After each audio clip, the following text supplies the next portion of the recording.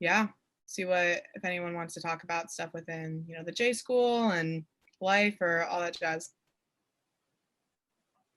Yeah, hi there. I just connected to audio, so I can hear you now. Awesome. Did you miss all that? Spiel? I can so do it again. No, it's fine. I'm familiar with AfterHours, so yeah, I'm all good. Awesome. Well, does anyone have any questions, any topics, anything we want to talk about? Elizabeth had some good ones. Yeah, I guess I can ask mine. Okay, we'll start with a fun one. What's your favorite like boba flavor? If you go to boba, get some boba tea. Well, I've only been once. I went last week for the first time with the lovely Evan on our team, and he got me. I drink pink flavored things only, so he got me some sort of pink one. It was delicious. Why only pink flavored? What'd you say, Connor? I missed that. I said why only things that are pink or like a pink flavor. I'm weird and picky, and normally that means it's like strawberry or cherry or something non-offensive. Fair. Sometimes blues are okay. I recently switched to blue Gatorade from red Gatorade. I feel like an adult now. I like the color coordination of it. Yeah, everything is color in my world. I don't need anything green. Speaking of what Mo eats, one time I made chili and then I sent her a picture of my chili and we were eating the exact same thing at the exact same time. It was so strange. I tend to eat chili for most meals. I fixate on food, so that's the one of the month.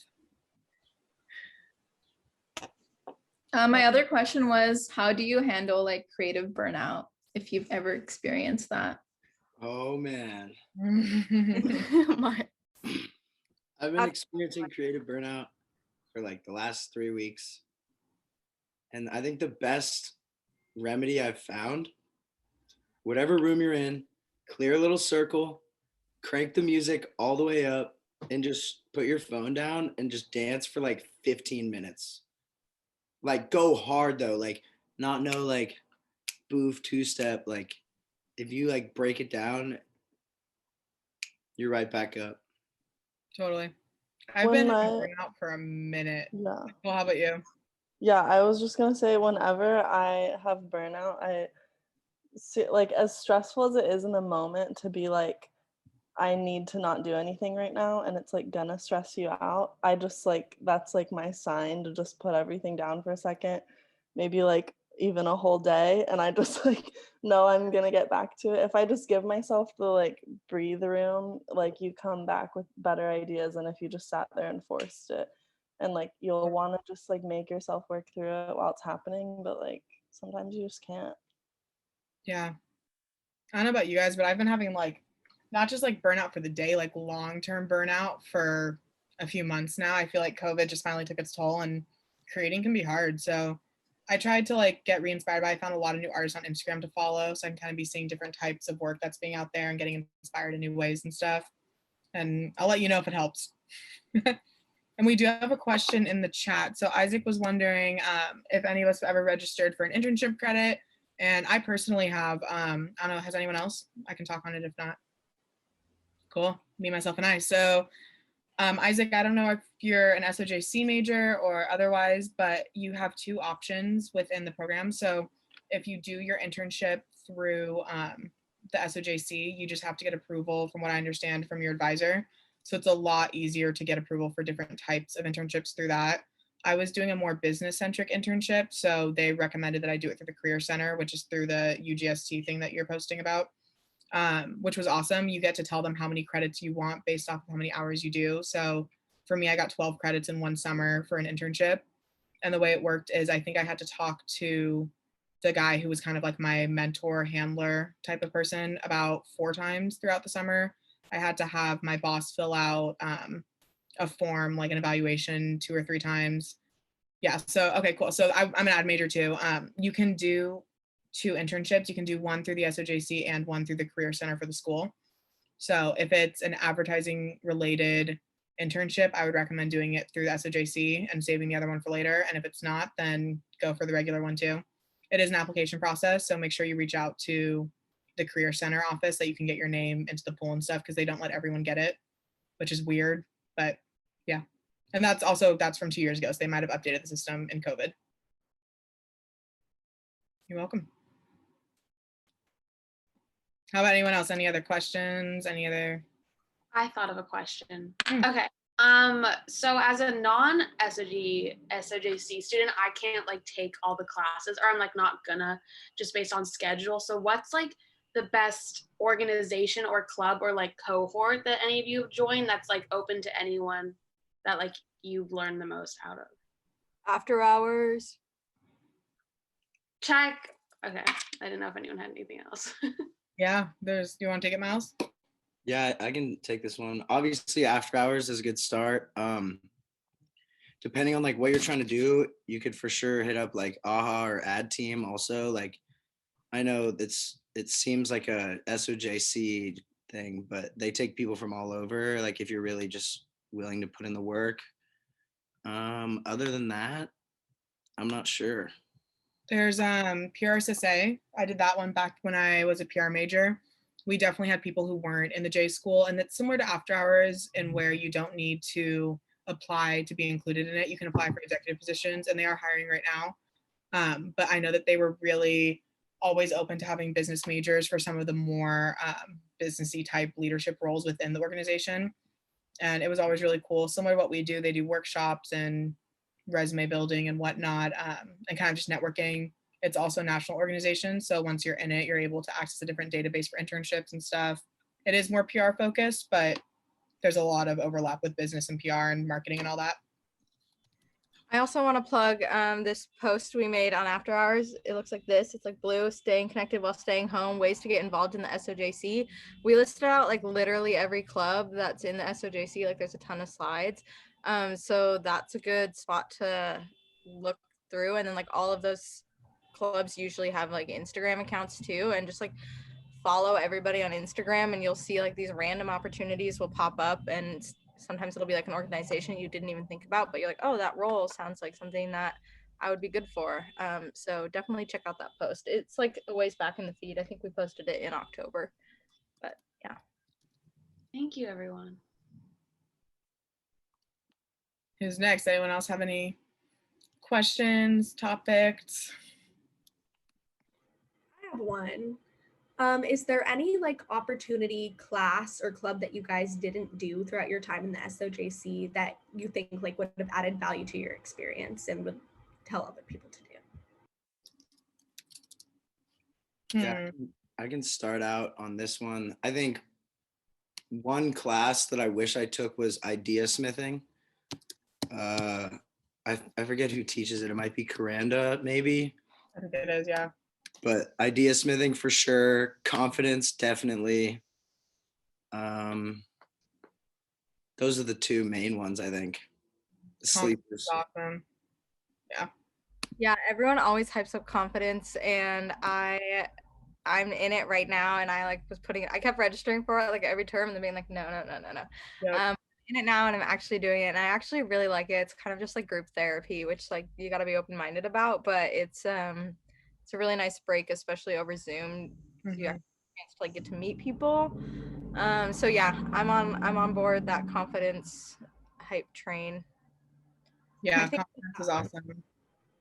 I think just to go back to that question, I don't feel like I like missed. I feel like I took all the opportunities I wanted to, but I think there's some things that I did that I just wish I had appreciated a little bit more in the moment. Like obviously with like a lot of student organizations, there can be like disorganization and dysfunction because we're all students and we're all doing our best, and a lot of us are like who are in leadership positions are doing that for the first time.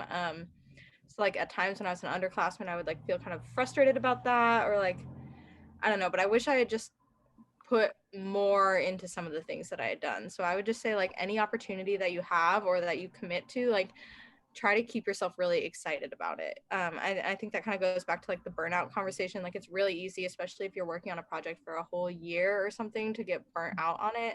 But like trying to find new ways to like keep yourself excited and keep yourself involved and get to know your team, I think helps a lot too. I also think it's a lot about too, making sure that you don't overcommit. There's so many awesome options. Like, I kind of wish I'd been able to do ad team as well as AHA. So I know, like, maybe definitely not at the same time. Nicole's a badass, but I could not. But yeah, kind of looking at taking everything on that you can be capable of, but not taking on too much, because there was definitely a time when I was doing too many different clubs and organizations. So I was kind of half-assing all of them instead of full-assing a few. So yeah, but confidence is great. After hours, always the best too. AHA is a really fun time. Class-wise, if you can get into any of the design classes, just like learn, like the typography workshop's great. There's a lot of workshops that are only a credit and are only a weekend in the SOJC that are pretty easy to get into, not only when you register, but people drop throughout the term. So if you're like a sophomore or junior and you aren't registering fast enough to get into them, if you just keep track of what weekend it is and check the DuckWeb server thing right before it pops up, I've gotten into a few that way. I was also just gonna say the thing that you said about like doing a really good job at a few things. I think it's like so easy in the SOJC to feel like you have to do like everything that's being offered, and like everyone like really sort of like pushes you to consider doing everything. And like we are really lucky that this program gives us a lot of portfolio classes. And like for me, I really wanted to get more involved in the school because I was just feeling like group work I was doing in my classes was like not like giving me the experiences I wanted. Like you don't always end up with super motivated people like in the way that you're motivated. And so I just sort of like found my niche. Like I was open in all of my classes to like learn new things, work with new people, but like finding your niche and like being okay with like prioritizing certain work over others. Like don't tell any of my professors this, but honestly, like I got to the point where I was really prioritizing the things that I was doing outside of the classroom over like my classwork. It was just like a lot better, like real world experience, and really like kind of went out of my way to like find those opportunities. So just always like, just yeah, like find your niche and worry about doing really good at a few of the things that you really care about, and like the rest of it just is, you'll figure it out. And Nicole's so right too, that for me, it also at some point you get to a point in like the SOJC where I feel like what if you're involved, what you're doing outside of the classroom becomes a lot more important, both for like your portfolio and learning, than what you're doing in the classroom. And that's something that you can also talk to professors about once you're involved in things, like letting them know like, hi, like, you know, I'm involved in AHA, after hours, whatever, like I'll be doing this as well. If I'd love to like get your opinion on my work for this or that, and building those relationships with them outside of the classroom tend to be more impactful than just going to them about your work from within their class, at least in my experience. Yeah. And like Elizabeth just asked, like, how do you find your niche and is it necessary? Like, I feel like it's not entirely necessary, as necessary as like maybe it, some professors like push it to be, but like, I guess, I don't know, someone else that like didn't know for sure maybe can like speak on this, but I came into the SOJC like knowing that I wanted to like go the creative route. I didn't really know like what the options were in that, but I just was always like seeking out the design opportunity kind of, because that's just like all that I've really ever done.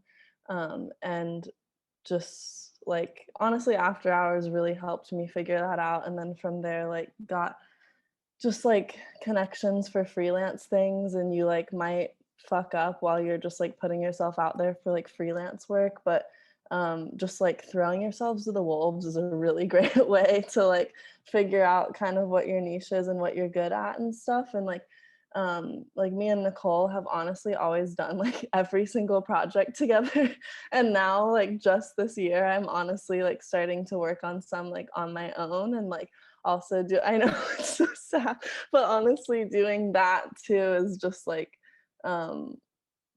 helps a lot too. Like do some pick up work on your own and like pick up projects on your own, and you'll like figure it out. Honestly, right now I'm like thinking I might rather be a project manager. Me and Mo were talking about this the other week. I don't even know if I want to do design anymore, but anyway. Retweet to that.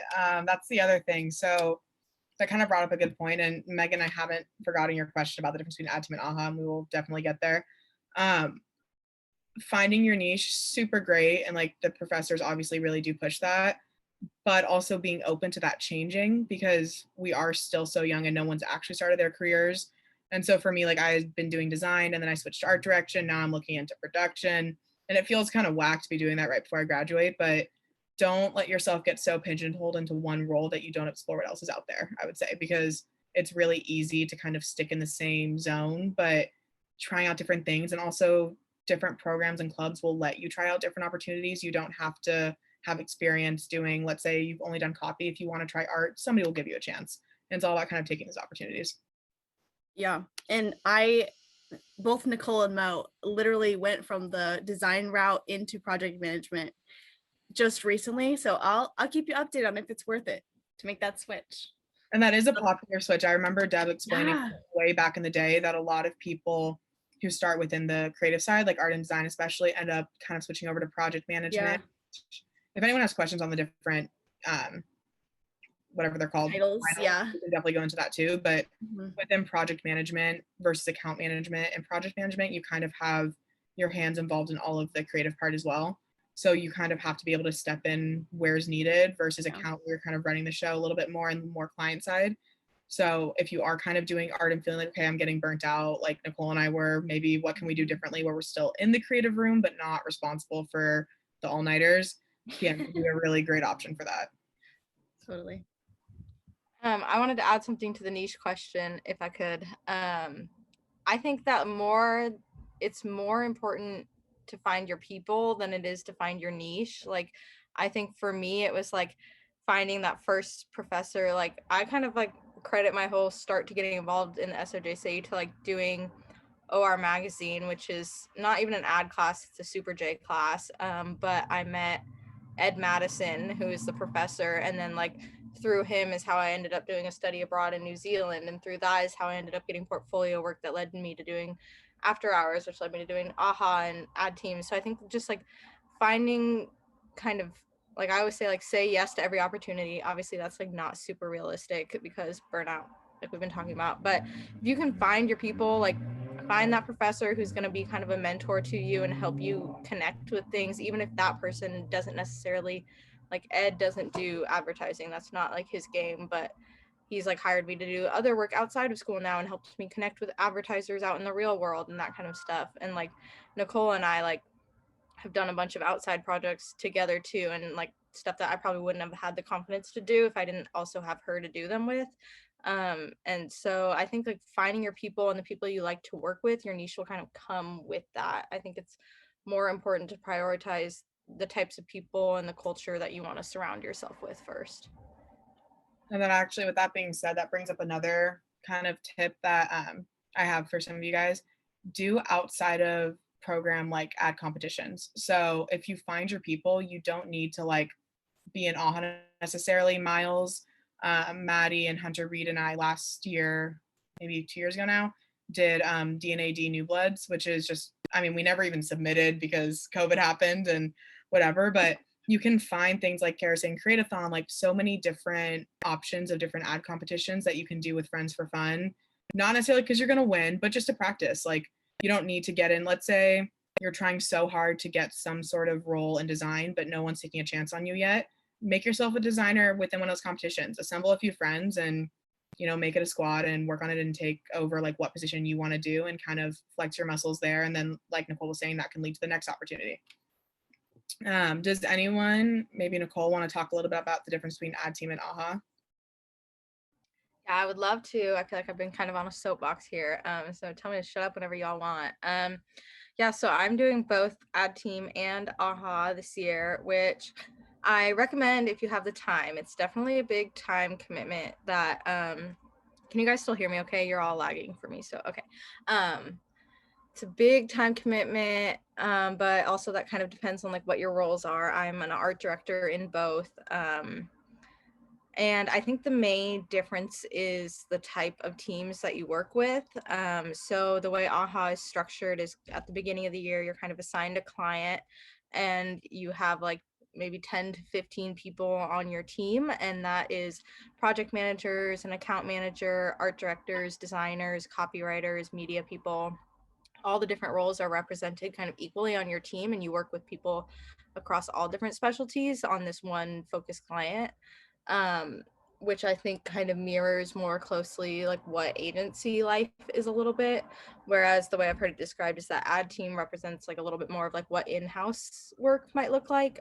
So for ad team, I work pretty much only with the other art directors. Like there's 10 other art directors and we all work together on art direction, and we don't talk as much with the media or strategists or like that kind of stuff. So that's a big difference between the two, is just the kind of teams that you're working with. Also, one thing I will plug for ad team is that ad team replaces campaigns. So if you do ad team, you don't have to do campaigns your senior year, which can be really beneficial because people, like everyone in the ad program does campaigns.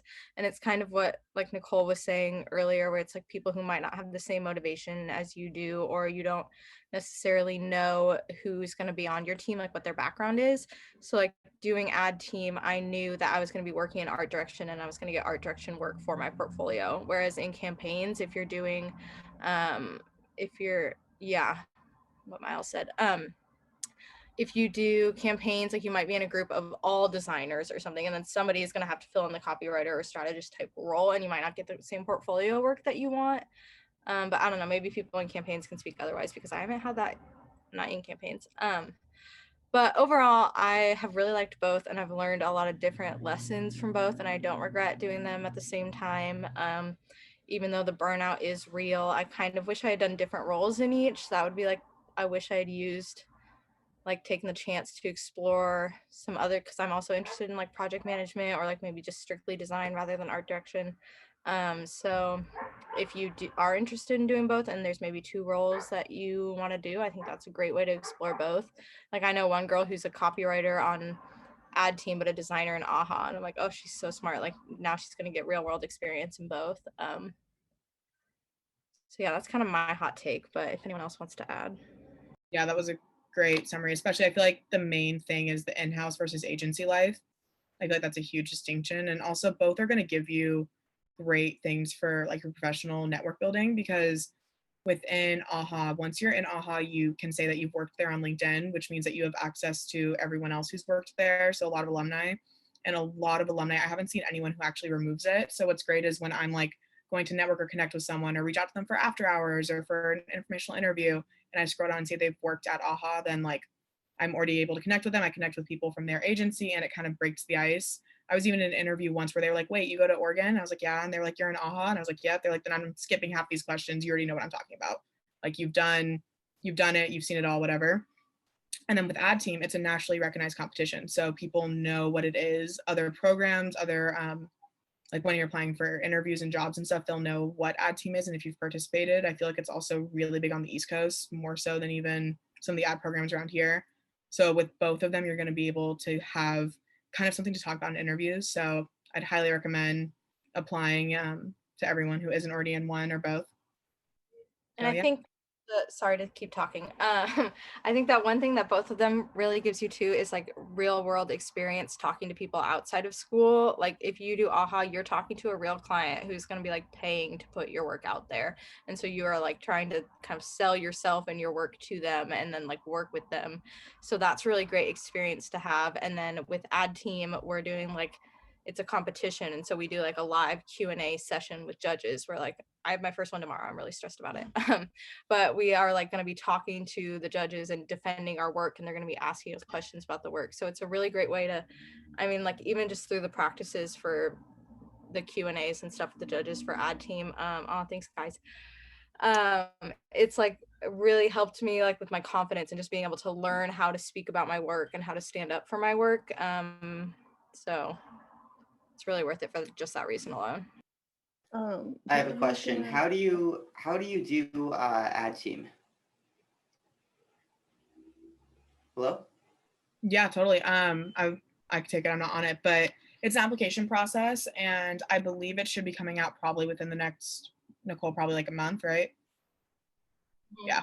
So both AHA and ad team put out applications at the same time. So you apply. There's an interview process similar to what any program would be, but I would highly recommend following their Instagram. It's Upstream Ad, right, Nicole? That's the correct ad. Yeah, because they'll post on their for fall quarter. It's for both of them. Ad team is for the whole year, and it's a class that you register for. And ad team is I believe it's like 1 credit for fall term, 5 credits for winter term, and then 1 credit for spring term is how ad team is kind of structured. And definitely depending on your role, whether or not you know what you're interested in, like media planners and strategists do a lot of heavy lifting kind of at the end of summer during the fall.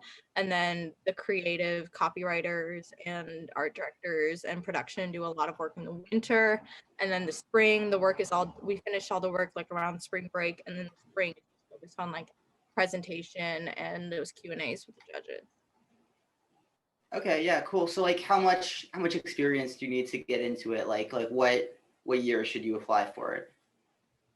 For ad team. For ad team, most of the people in it are seniors.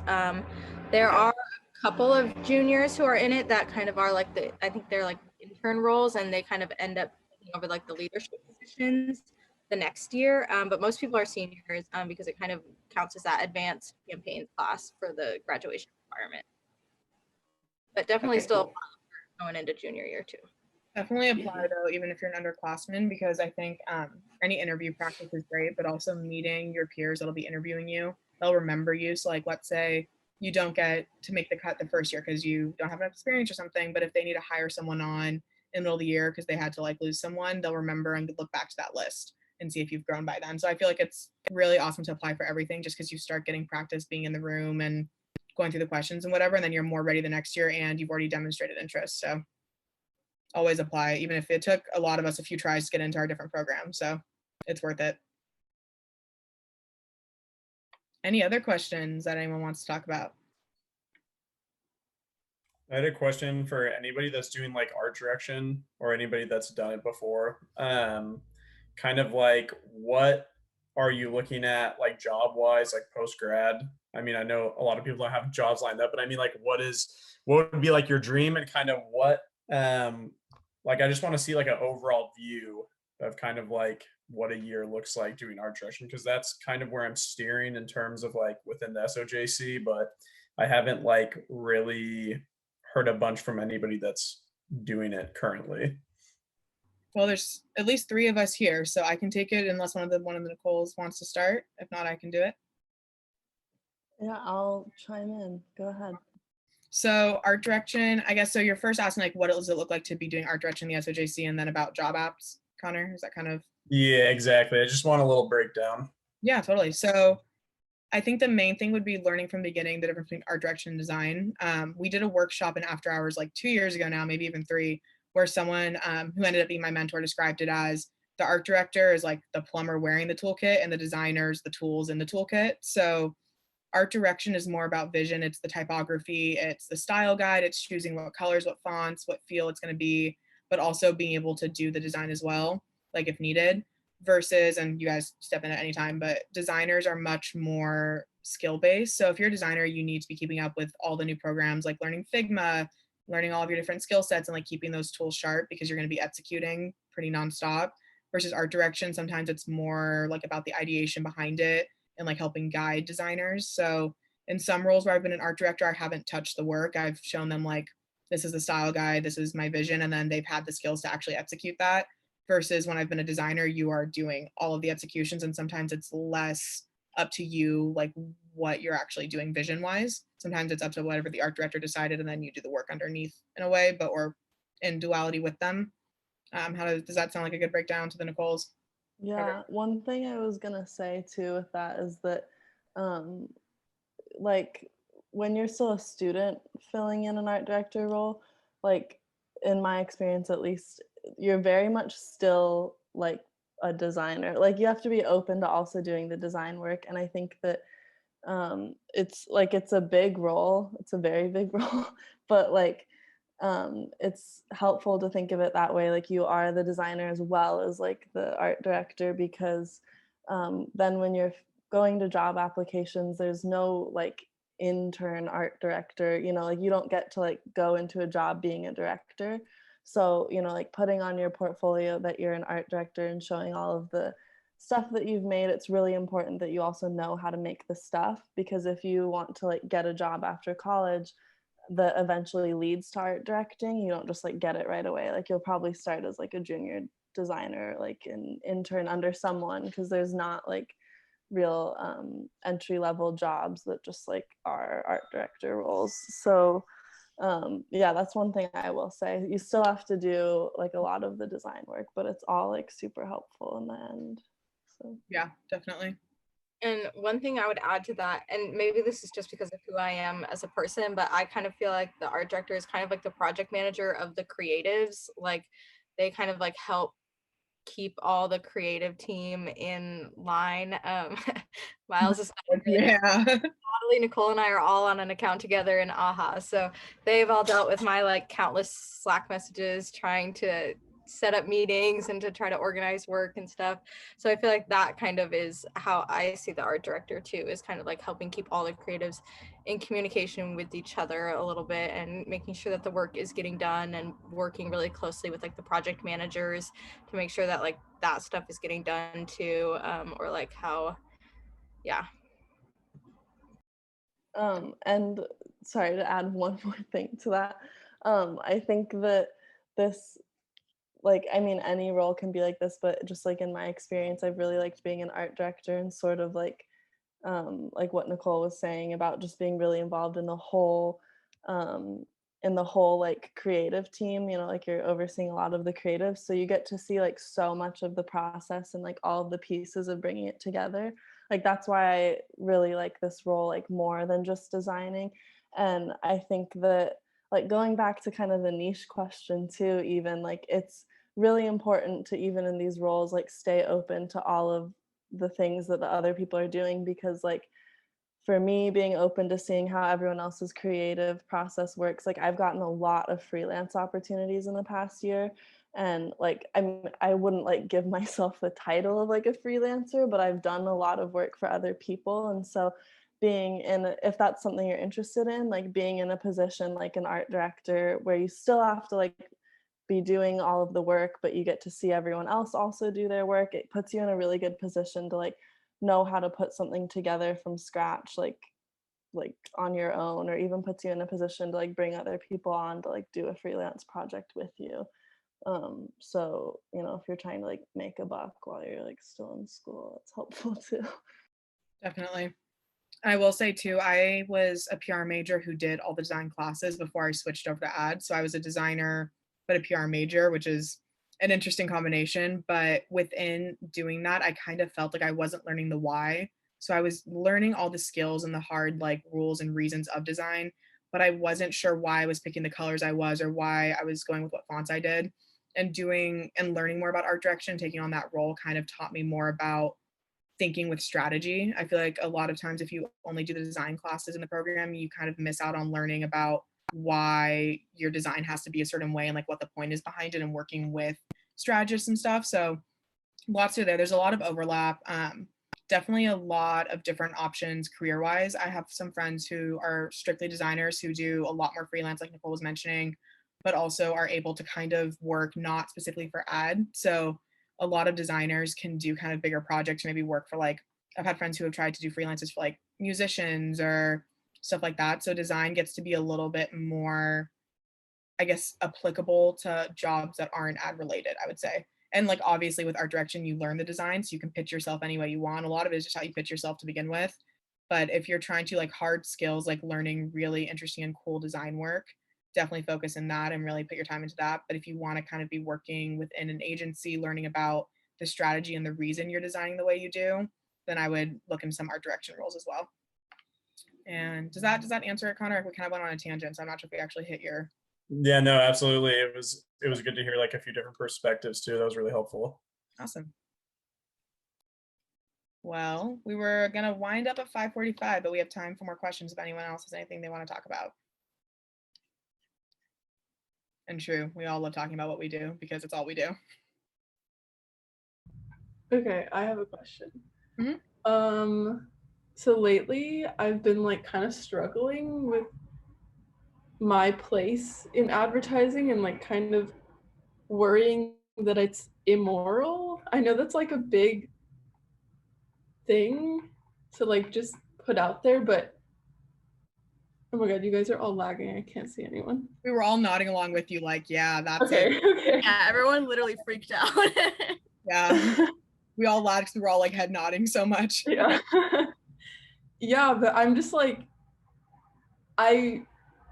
it's just so much to think about, and like, I don't know if it's like the right way to go, you know, and I'm like so far into it at this point, like, and it just feels so like, oh, I have to go this way now. Have you guys like ever felt that? Like, is advertising even right? Like, am I just like ruining the world? Like 1,000%. Oh Mm-hmm. my God, literally all the time. Sorry, I feel like I talked to Nicole about this so much, actually. I know that's probably on all of our minds. And it's like such a good question to ask, like in informational interviews, honestly. Like when you're in a setting where you like aren't like, you're not the one like being interviewed for like a job position, but you're talking to someone who's like working somewhere, maybe like at an agency or like for in-house or something, like asking like how they feel about the work that they're doing, or like if it's an agency, like how do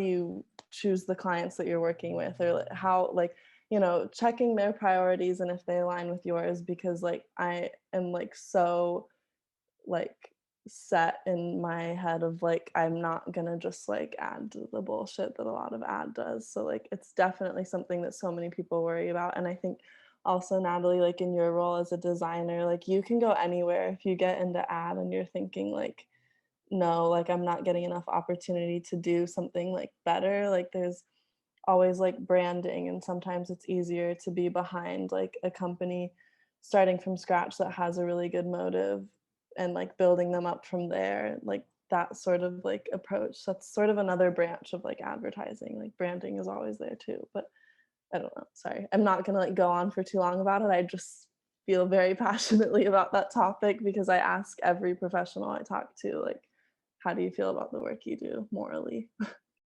No, it's such a good question. Also, like a bold and brave one that clearly we all think about because we all had huge reactions to it. And I don't even think it's something we really talked about in After Hours so far. I was lucky enough to do an informational interview with someone actually through Ed, like Nicole was mentioning. I don't know where she is on everyone else's screen, but she's over here for me. Who is a man who's an art director in San Francisco, and he actually talked about how he quit the really big agency he was at because he didn't support the companies that they were working for, like with what they were doing with oil and stuff, and ended up quitting and just being like, I love ad, I don't love this, and kind of had to take that gamble. Now he's working at Dolby Music and fully stands behind the company. But a big piece of advice that he gave about that is, if you're anxious about it and not feeling maybe comfortable within some of the accounts you're being put on and stuff, it's probably not the agency for you. And it also might be that agency life might not be for you, because there's definitely compromised morals. I feel like that's something that even if we haven't had to face it yet, like we're all probably going to be in a position of thinking like, why are we doing this? What are we trying to sell? What's the real motivation? But if you're doing in-house and just working for a company and doing ads for a company that you truly believe in, it can be a huge company still, and you can still be wildly successful in the same exact way. But focusing on that one brand and having control, kind of like Nicole was saying with doing branding as well, can be a really great opportunity. That's a big reason why a lot of people do in-house, is not just not wanting to work on accounts that they don't feel right about, but because they want to be able to control what they're working on. So yeah, does anyone else have any opinions on that? I know Miles is super smart on like sustainability and all that jazz too. Well, yeah, first off, I totally think about that like all the time. I'm like, what am I doing? Am I just trying to sell stuff to people? But yeah, so like I think how I fight that is also like picking my battles. Like for Create-a-thon, Kara, we did like e-law, which granted it wasn't our choice, but like that was super cool to work for like an environmental law agency. And I think I do get it being burnt out about like capitalism is very real. So I just try and like I'm a sustainable business minor. I will try and align myself with companies or agencies that are like trying to change the world rather than just sell the next like tube of toothpaste, you know? Like, and yeah, what Kara said, like do your research. Like if you really want to find a company that you can align with, like will find one. You just have to dig deep enough. And that's my little spiel on that. I mean, it is 5:45 and I feel like we just got done with a tangent. Kara, you just went. Yeah, I feel like Nicole Williams had one more mic to drop, and I really want to hear it. So. All right, I'm down. I don't know if it's a mic drop. I talk so much, I'm annoyed with myself. So sorry, everyone. I was just gonna say, also, don't be afraid to like leverage your position with a client or within an organization to like make the changes that you think need to be done. Like, we're working with a client right now, obviously, that we're like looking at your work. There needs to be more diversity. There needs to be more this representation, whatever. So like you can use your creative abilities to kind of help, be the change you want to see in the world or whatever.